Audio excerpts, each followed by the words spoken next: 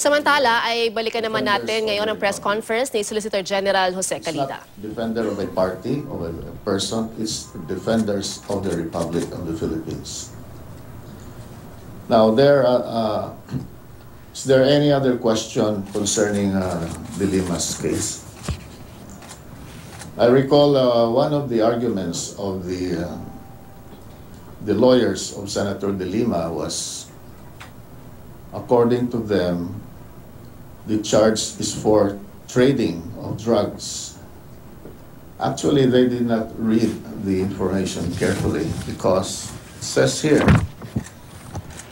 violation of the Comprehensive Dangerous Drugs Act of 2002, Section 5. This is the trafficking or trading of drugs.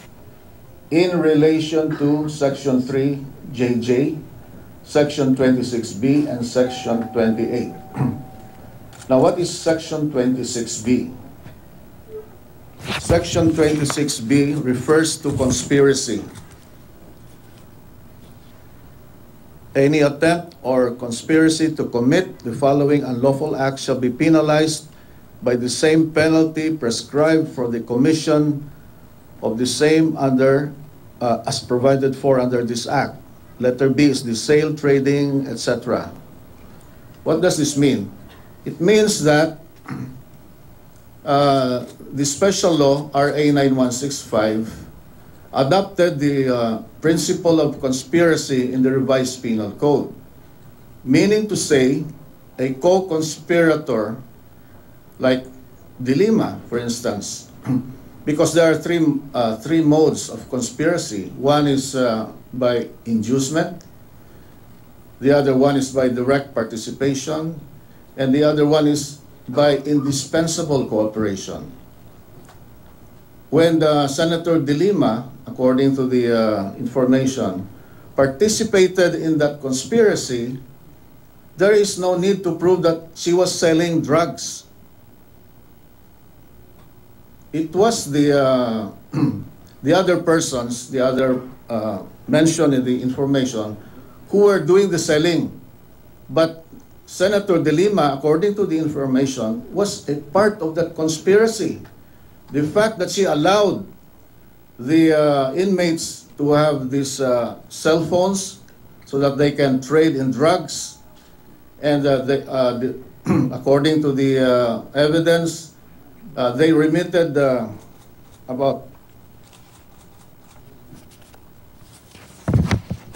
2 occasions, they remitted 5 million on November 24, 5 million pesos on 15 December 2012, and 100,000 pesos every week.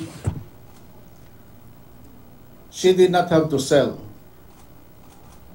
but she induced them, or through her indispensable cooperation, made it possible for these drug traffickers to sell these dangerous drugs as defined under the law.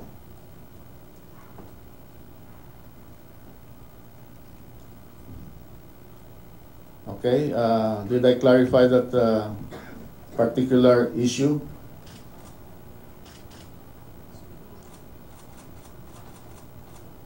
Ano pa yung sinasabi nila? Corpus delicti? They're using the literal meaning of corpus delicti, as in, if there is murder, there must be a body. But this is not murder. This is selling, trafficking of drugs in conspiracy with government officials. The body of the evidence comprised of the testimonies of the drug lords in the jail that they were doing drug trafficking because they were induced by Senator, and at that time she was still the Secretary of Justice. That is the corpus delicti of the case.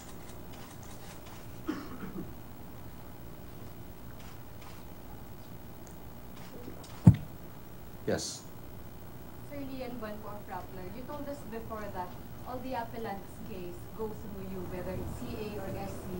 So on the De Lima case, sir, will you file a legal comment on the De Lima case, or is it? Yes, because this will now go to the Supreme Court. So it will be a legal manifestation, sir, when you... Yes. I'll be the one to argue there if necessary.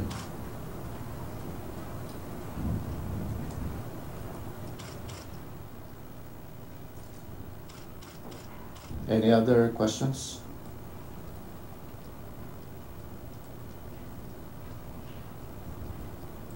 Would you want to shift to another topic?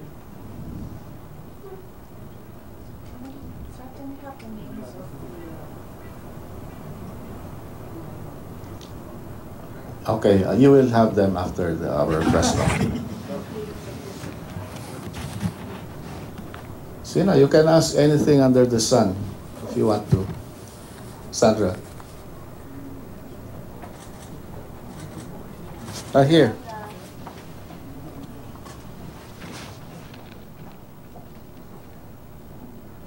The police case, yung serious illegal detention, we get hold of the appellee's brief, no, and it's totally different from the manifestation that was filed January. So we're trying to find out what happened in between. Bakit po magkaiba po yung dalawang posisyon ng Solicitor General? You must be referring to the August 2016. Okay, at that time, there was still this old rule that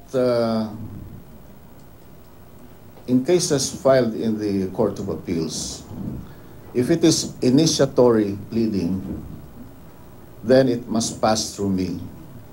Or if it is an affirmatory pleading, but the sentence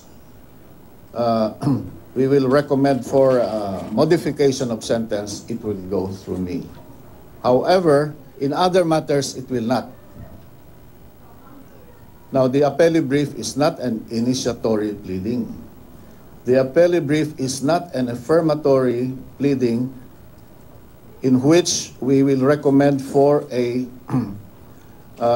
modification of the sentence. That's why it did not pass through me. I did not know it at that time. But later on, as I reviewed the rules, I said, why will I not be informed regarding other pleadings in the Court of Appeals?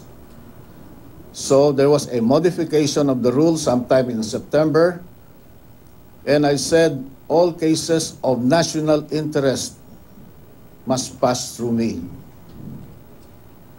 As a result, when there was when I think Napoles filed a reply to our appellee's brief, then they had to give the document to me for my comment regarding the reply pleading of Napoles. So that triggered the review of that case. So this journalist who said that I flip-flop, he's wrong. He did not check his facts.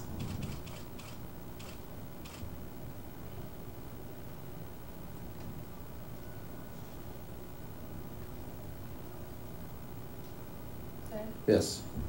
Sir, to clarify lang, kasi August yun, you were appointed July. July 1, yes. Did you have any participation in the crafting of that appellee's brief? No. What is all the work of the past No. administration? Yes. Lahat po? I had nothing to do with that appellee's brief.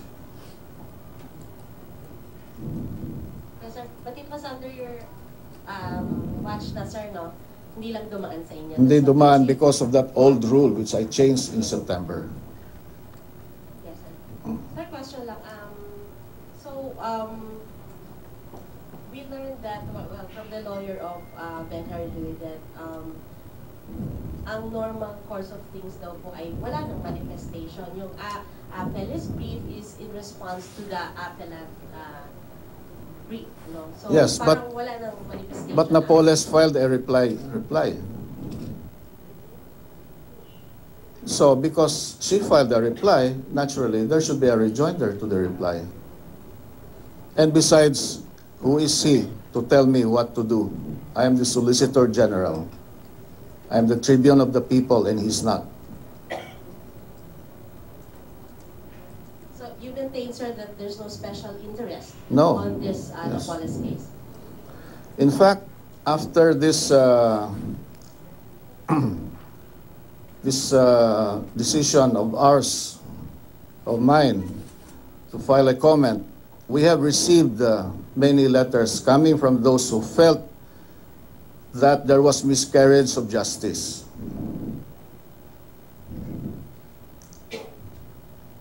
So we are now reading all of these communications to find out whether there was really miscarriage of justice. And if there is, I will not hesitate to do my duty as tribune of the people.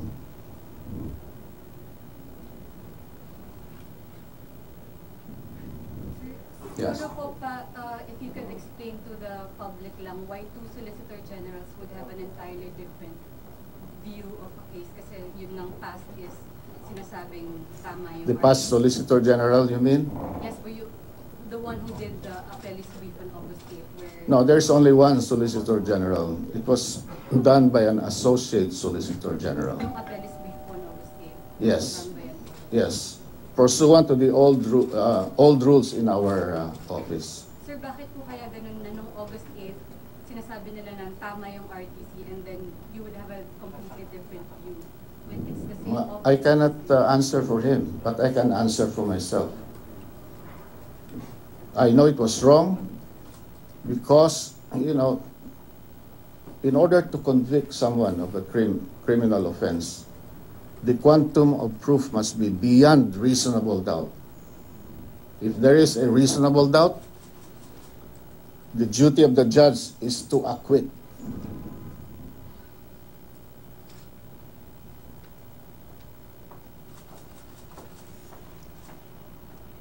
Okay?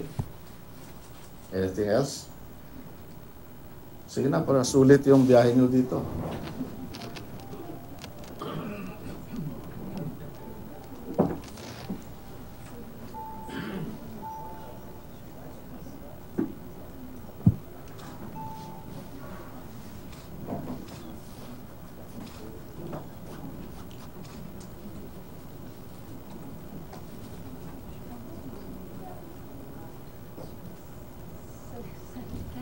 Somebody's asking questions on that. Yes. Somebody's asking if proven guilty, will Senator De Lima be accorded the same punishment as those of the drug lords? Yes. Same punishment. The act of one is the act of all.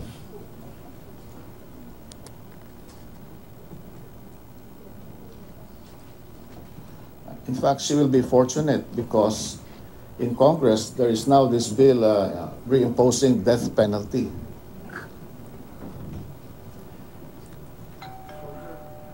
How long will it take? How long will the case take? What your projection? Well, they say that they have hired Attorney De La Torre, so depends on the dilatory tactics that they will employ. So I cannot hazard a guess. At yan ang press conference ni Solicitor General Jose Calida. Pinaharap ni Calida sa media ang mga miyembro ng Duterte Youth na nakasagutan ng musikerong si Jim Paredes sa pagdiriwang ng EDSA People Power Revolution nitong Sabado. Mensahe ng Solgen kay Paredes, huwag daw nitong patulan ang mga bata. Ang dapat daw hamunin ng musikero ang mga kaedad niya. Isang abogado ang nag-volunteer na humawak ng kaso laban kay Paredes. Muling giit ng grupo na hindi sila nagpunta sa selebrasyon para manggulo. Binatikos din ni Calida si Senadora Laila de Lima matapos sabihin ng senadora na minadali ang pag-issue ng arrest warrant laban sa kanya. Giit pa ni Calida, wala namang grave abuse of discretion kaugnay ng pag-issue ng warrant ng Muntinlupa Regional Trial Court Branch 204. Ang RTC din daw ang may jurisdiksyon sa kaso at hindi ang Sandigan Bayan.